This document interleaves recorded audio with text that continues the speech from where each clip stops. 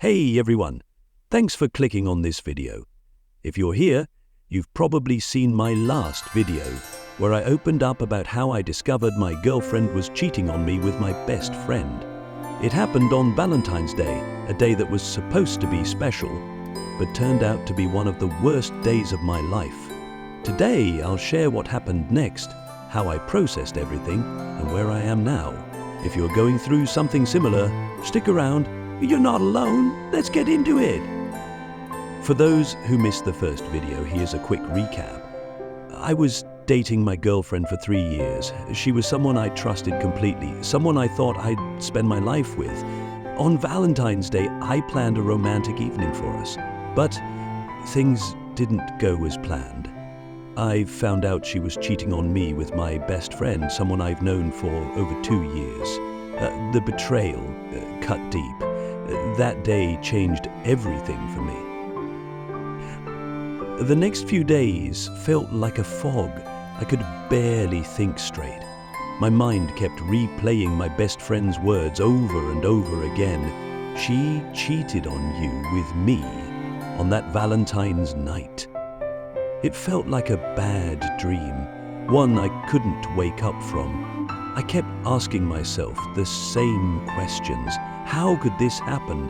How could someone I trusted so deeply, someone I considered family, do this to me? And how could she, the person I loved, the one I had built so many memories with, betray me in this way? The betrayal felt twofold.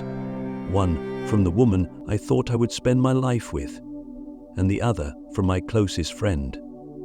Both stung in ways I can't even put into words. I kept replaying the moment he told me. The way he looked so calm, so indifferent, as if he wasn't destroying my entire world with his confession. I stayed home for days, unable to face anyone. The betrayal felt like a weight on my chest, and the thought of going out and seeing either of them made me feel sick. Every time I closed my eyes, I saw the images from the social media story. Her laughing, holding hands with him, completely at ease. It haunted me. I couldn't bring myself to text her or confront her right away. What could I even say? My mind felt jumbled and I didn't want to have an emotional outburst. So I did my best to ignore it, to give myself time to process everything. But the problem with heartbreak is that time doesn't fix everything. It only gives you more time to spiral. It was on the 4th day when I saw her standing by my door. She looked unsure, hesitant, almost nervous. My stomach dropped when I saw her. I knew that I wasn't ready to face her yet, but there she was, standing in the cold, her face looking both hopeful and broken. Before I could shut the door, she knocked. I took a deep breath and let her in. My hands trembled as I closed the door behind her. We stood there in silence for what felt like hours. I could feel her gaze, but I couldn't bring myself to meet it. Then she faded away, and I saw her film start to fade. I'm sorry, she said quietly.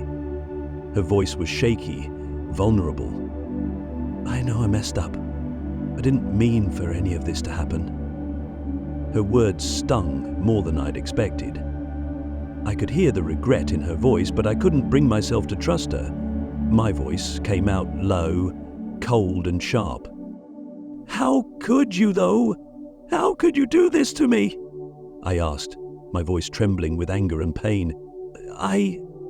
She started, but hesitated. Her shoulders tensed. I didn't know how to stop it. I didn't know how to tell you. It wasn't supposed to be like this. I couldn't believe her words. I looked at her, trying to see sincerity, but all I felt was anger. Betrayal isn't just about broken promises, it's about trust. And once trust is gone, it's hard to rebuild it, no matter how much someone apologizes. What do you mean you didn't know how to stop it, or tell me? I said, my voice rising. You knew what you were doing. Every text, every moment you spent with him, you knew what you were doing. Her face fell. I could see that she was about to cry. and part of me felt bad for her, but the pain was far stronger. I could feel every ounce of anger and sadness building in my chest. I messed up, Arthur. I can't take it back, and I can't undo what I've done. I wish I could, but I can't. Please, just listen to me. I stayed silent. My arms were crossed tightly, and I could feel my breathing quickening. Her words felt like empty promises. What was she even asking for? Forgiveness? A chance to explain? Before I could respond, I looked at her and said coldly, "You've already said enough." The words cut through the air. I saw her flinch, and she opened her mouth to say something else, but I didn't give her the chance. My voice was steady, sharp. "I can't trust you anymore. I can't look at you and not feel this pain. I can't do this." And just like that, I walked out of the living room, unable to hear her response. My heart felt heavy, but at the same time, I felt a strange kind of relief. She had come, she had apologized, but I knew that this wasn't about making things better. It wasn't about fixing what had happened. My trust was shattered, and I couldn't unsee what I had seen. I spent the next few hours pacing. My mind kept replaying our conversation, and I kept wondering if there was any way for me to repair the broken pieces. But with every passing moment, I came to one conclusion. I couldn't. I had trusted her. I had let my walls down, and she had betrayed that trust in a way that felt irreparable. I had to face my best friend soon, too. I couldn't let this sit in silence. There was no way I could simply allow this betrayal to go unaddressed. He was a part of my life for years, someone I shared laughter and advice with. How could someone like him do this to me? I knew this wasn't over. My heart hurt, my mind was heavy, and now I had to find the strength to face the truth head on. I spent the next few days deciding how to confront him. I couldn't run from it. It wasn't just about confronting him for what he did. It was about understanding why, about getting closure for myself, and finally letting this weight off my chest. But as I prepared myself for that conversation, another fear lingered. What would happen to my life after this? How would I trust again? How would I move forward with this betrayal weighing on me? Life had a way of breaking us sometimes, of pushing us into situations that felt like they might destroy us. But maybe, just maybe, this would be the beginning of my healing. I took a deep breath, resolved to face whatever came next. The days felt heavy as I tried to build up the courage to confront him. Every time I thought about it, my stomach twisted with anger and uncertainty. What would I say? How would he react? Would he own up to his actions, or would he try to manipulate me into forgiving him? These questions swirled in my mind, and the uncertainty gnawed at me, but I knew I couldn't let this sit for too long. I had to find some kind of closure. If I let this linger, it would only eat away at me. So, I decided to reach out to him. I sent a simple text. "Can we meet? I need to talk to you." I wasn't sure how he would respond, but his reply came quickly. "Sure, when and where?" I chose a quiet cafe, one where I could keep my emotions in check and have a clear head. I set a time for the next afternoon and tried my best to prepare myself. The morning came faster than I expected, and by the time I walked into the cafe, my nerves were at an all-time high. I arrived early and I found a table by the window. I stared out at the rain falling in steady waves, trying to calm my breathing, but it didn't work. When he walked in, I almost lost my nerve. His face looked the same, as though nothing had changed. He approached the table with his usual relaxed smile, completely unaware of how much pain he had caused. "Hey man," he said casually, sitting across from me. Good to see you." I forced myself to smile back, but it felt hollow. "Hey," I managed, my voice a little shaky. I paused, gathering my thoughts. Then I came straight to the point. "I saw the story. I know what happened on Valentine's Day." His smile faltered just a bit, and I could see the tension set in. His body shifted, and I knew I had his attention. He started, but I raised my hand to stop him. I'm not here to hear any excuses. I want you to explain. I want you to look me in the eye and tell me why, man. You were my best friend. You were family to me. How could you do this to me? To us?"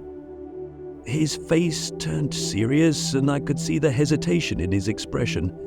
He wasn't expecting me to come straight for the heart of it, but I couldn't let him get away with a passive response. "I messed up, Arthur," he finally said, his voice quieter now. His shoulders slumped, and I could see that he was struggling. "I never wanted to hurt you, man. I can't undo it. I can't take it back." I stared at him, my heart pounding. "That's not good enough," I said, my voice firm. "You did this. You could have said no. You could have walked away, but you chose not to. And you didn't just betray me, you betrayed our friendship too." His face fell even further.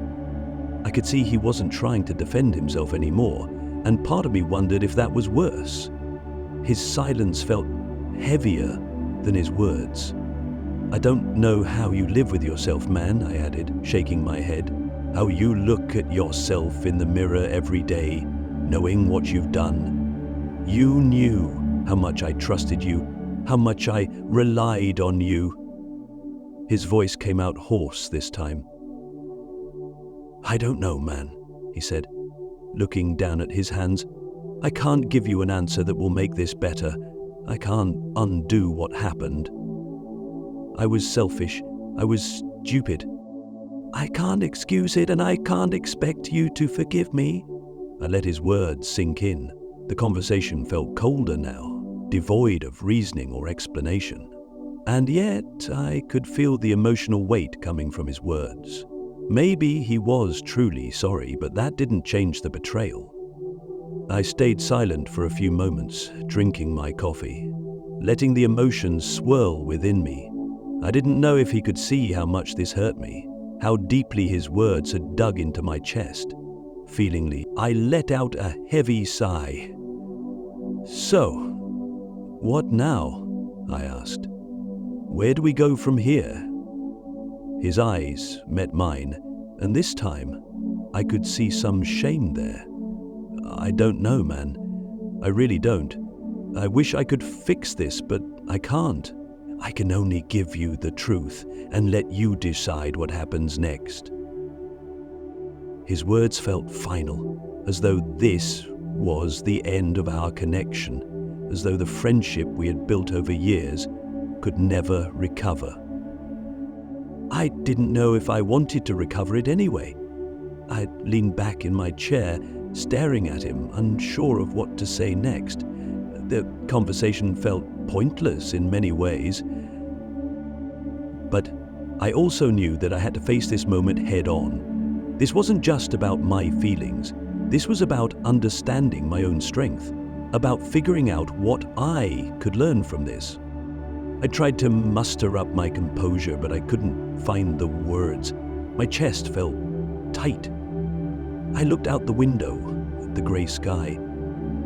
"I think I need time to process this," I said, finally breaking the silence. His head nodded slowly.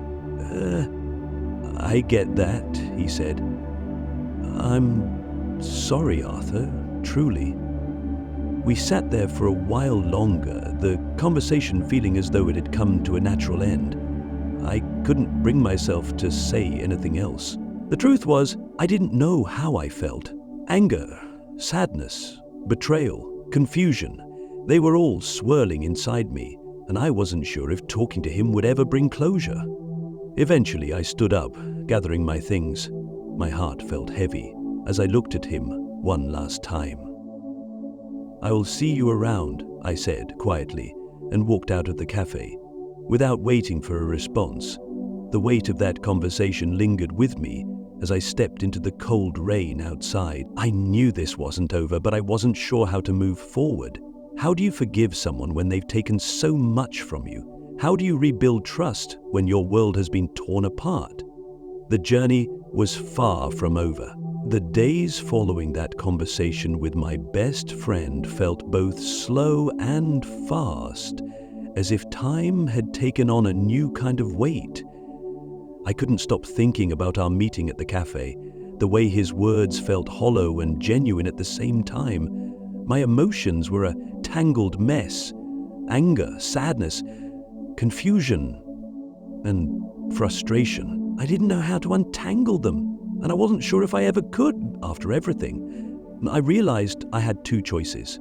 I could either let this betrayal define me and carry this pain indefinitely, or I could try to heal and move on, no matter how difficult it would be. I chose the latter, even though it wasn't going to be easy. The first step was giving myself permission to feel the pain, to confront the emotions instead of suppressing them. I stayed away from her and from him, focusing on trying to put myself back together.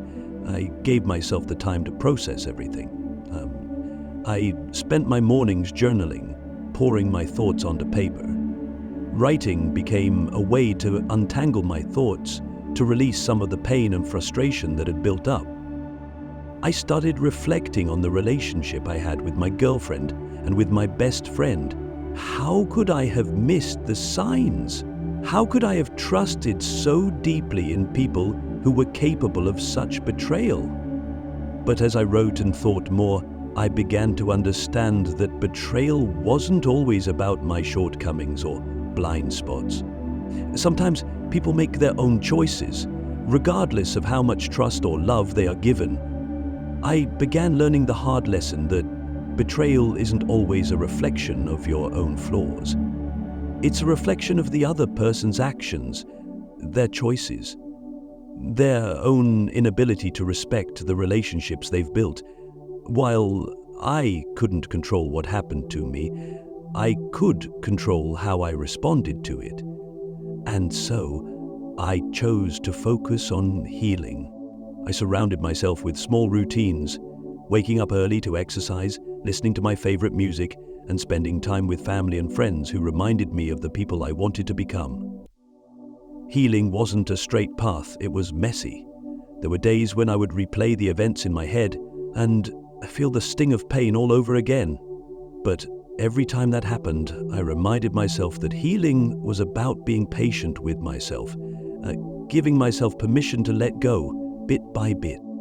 I didn't reach out to her or my best friend again. Part of me wanted to, but I knew that time and distance would do the work for me. I didn't want to live in constant cycles of arguments or explanations anymore. Sometimes it's better to give yourself space to breathe, to learn how to stand strong on your own without the influence of other people's actions. I also started focusing on personal growth. I took classes, explored new hobbies, and worked on learning more about myself. Who was I outside of that relationship? Who was I outside of the friendship that had defined so much of my life? I learned that life isn't just about surviving betrayal, it's about learning from it. Every heartbreak and every betrayal has the potential to teach us about boundaries, strength, and the kind of people we want to allow into our lives. One evening, as I was journaling, I wrote down this: "Let this pain teach me to love myself harder." It became a mantra. I took time to remind myself that self-love is the strongest tool in healing. I couldn't control the actions of others, but I could ensure that I treated myself with care and respect moving forward. A week or two later, I met up with an old friend for coffee. They didn't know about everything that had happened, and when I told them, they listened without judgment. It felt good to share my feelings without being pressured to explain every detail. I learned that talking, even if it wasn't about finding answers, could be freeing. 13 years later, I began to see the light at the end of the tunnel. Betrayal, no matter how deep, wouldn't ruin me. It would take time, but I would learn to trust again. Just not as blindly as I had before. I learned that trust isn't something given away easily, and that's okay. Trust has to be earned. Over time, I realized that pain can either leave you broken or teach you how to become stronger. I chose strength. I chose growth. I chose to prioritize my own peace over holding on to resentment. Eventually, the memories of that painful day no longer felt as sharp. They became lessons, reminders of what I had survived, and proof that I was capable of standing on my own 2 feet. The betrayal didn't define me. What I chose to do in response to it did. I've come to believe that healing isn't about forgetting the pain or the betrayal. It's about learning to live with it in a way that allows you to move forward without letting it consume you. And though I'll never forget what happened, I can say that I'm stronger for having gone through it. Today, I'm grateful for the lesson, even though I wouldn't wish the pain on anyone. I've learned that I can face challenges, heartbreak, and betrayal without losing myself. Healing is a journey, and I've taken the first steps on my own path.